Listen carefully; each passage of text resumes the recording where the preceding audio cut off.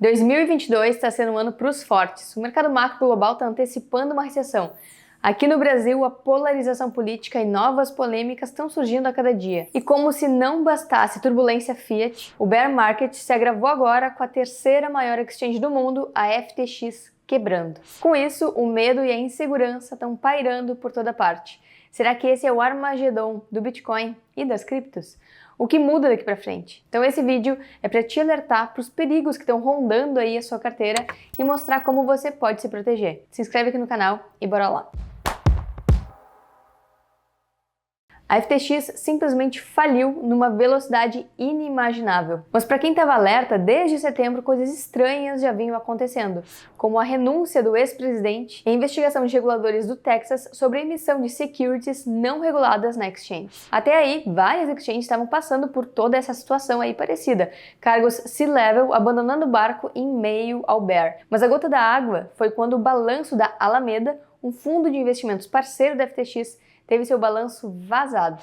Nele, aparecia que a maioria do patrimônio líquido do fundo, mais de 2 bilhões de dólares, era o token FTT, o token emitido e criado pela FTX. Isso expôs uma grande fragilidade da FTX e da Alameda. Então, se a exchange podia imprimir tokens do nada, a custo zero, entregar para a Alameda e ela usar esses tokens para colateralizar operações, ou seja, dar como garantia em empréstimos e compras de outras empresas, era sinal que tudo era um grande castelo de cartas. Então, percebendo a fragilidade, especuladores começaram a vender e a fazer short de FTT.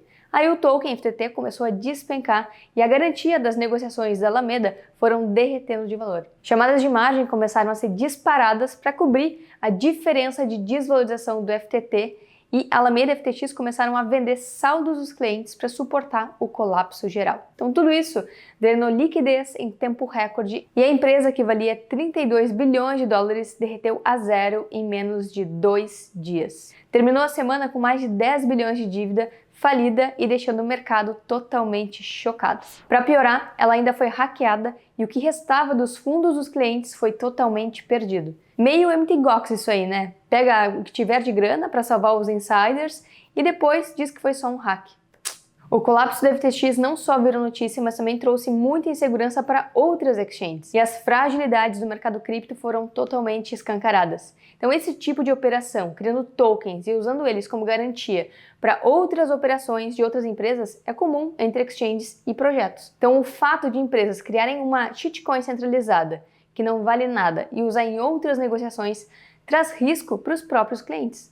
Foi o que aconteceu na Celsius, com Terra Luna e vários outros tokens que colapsaram e deixaram um rastro de destruição e prejuízo pelo caminho. Então no início é difícil perceber, a própria FTX pagava de poderosa, patrocinava estádios esportivos, virou sócia de celebridades, salvou várias empresas da falência como a Voyager, BlockFi e também protocolos como a SushiSwap no passado. Tudo vitrine, porque nos bastidores o que mantinha a operação era a shitcoin sem valor deles, a FTT.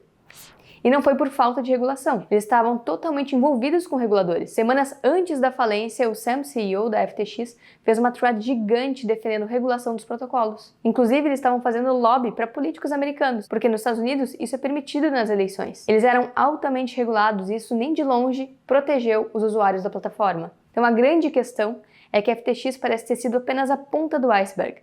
A falência dela expôs a fragilidade de um mercado inteiro.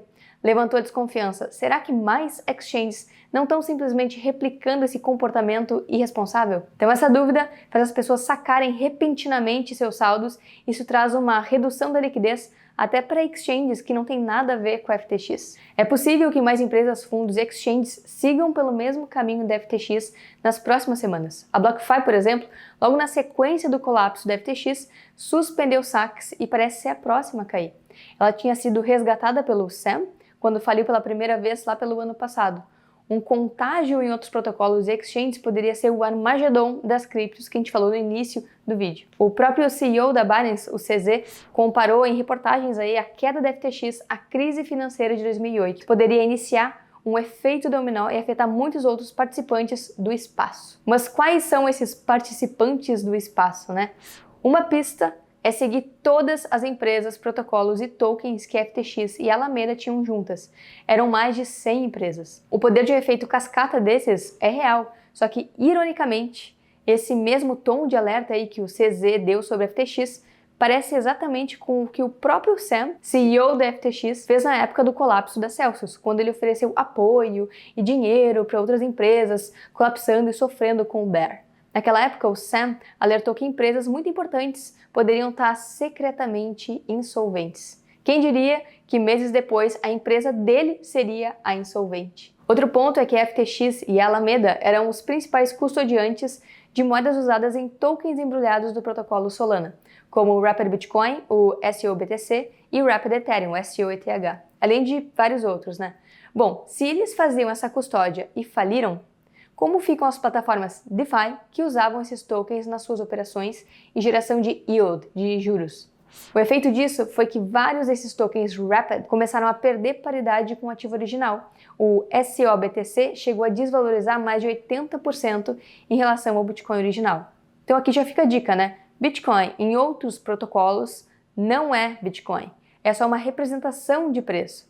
As propriedades fundamentais não são do Bitcoin, e sim da blockchain onde o token foi emitido. Numa situação dessas em que a paridade é perdida, quero ver quem é que vai topar trocar o Bitcoin de verdade pelo seu Bitcoin fake em outra rede. Então o efeito dominó, ele pode inclusive bugar plataformas DeFi, porque elas se apoiam em entidades centralizadas, como a FTX. Então, por esse aspecto, a denominação já começa errada, porque nesse caso, de DeFi não tem nada, seria mais um CeFi mesmo, né? Justamente porque operações que eram para ser descentralizadas dependem de tokens que são emitidos e o lastro é custodiado por exchanges centralizadas. Então nada disso faz sentido e acaba se tornando um ponto de falha, como a gente está vendo acontecer agora em tempo real com a perda de paridade. Mas como se proteger então, né? Então para te ajudar a nunca ser vítima de eventos como esse da FTX, Terra Luna e Celsius, eu vou te contar 3 formas como você pode se proteger dessas mazelas do bear market.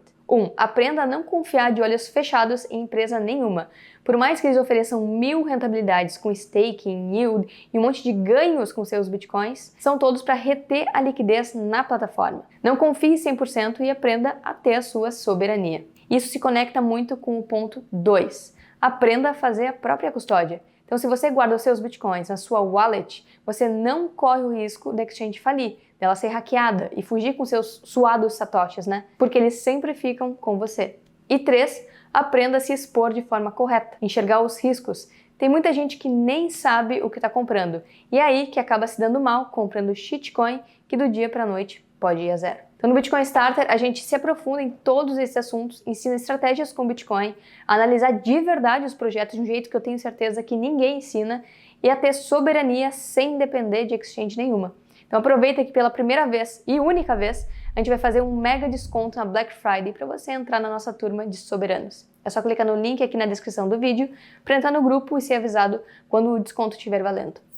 Esses eventos caóticos preocupam e nos deixam em alerta, mas é importante entender que isso afeta o preço do Bitcoin, porque as pessoas se assustam e vendem, mas não afeta o Bitcoin como protocolo. E assim como a falência da Mt. Gox foi um trauma em 2013, a falência da FTX agora em 2022 é mais uma cicatriz no mercado e principalmente para os investidores despreparados. E se você entregar uma barra de ouro para o banco guardar e ele falir, você vai culpar o banco e não a barra de ouro, certo? O ouro segue valioso, como sempre foi. Então com o Bitcoin é a mesma coisa. Por isso que quem mantém a calma e acumula mesmo nesses períodos turbulentos é quem tem visto mais valorização aí no longo prazo, mesmo no caso Mt. Gox e muito provavelmente mesmo agora no caso da FTX. O último ponto que eu queria trazer aqui é que depois desse terremoto da FTX, é provável que a regulação venha de forma mais acelerada e ainda mais restritiva.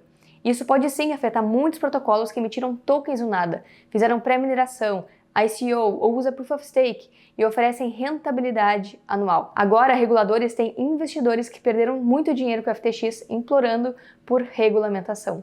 E uma regulamentação restritiva pode sim ser o início do fim das criptos DINO, ou seja, descentralizadas somente no nome, que em inglês significa Decentralized in Name Only. Isso porque governos vão investigar e apertar qualquer ponto que possa indicar que o protocolo é, na verdade, uma empresa não registrada. E é aí que mora o pepino. Nesse caso, o Bitcoin não é afetado, porque ele é o único protocolo de fato descentralizado. Nenhum regulador consegue controlar ou centralizar. Provavelmente não vai ser o fim das criptos também, mas o mercado como a gente conhece hoje tende a mudar muito. E a gente espera que mude, né? E que as pessoas aprendam, não deixem mais seus bitcoins nas exchanges e que despertem para o real significado de descentralização. Vai tornar mais claro que Bitcoin é totalmente diferente de criptos. Até a próxima e tchau!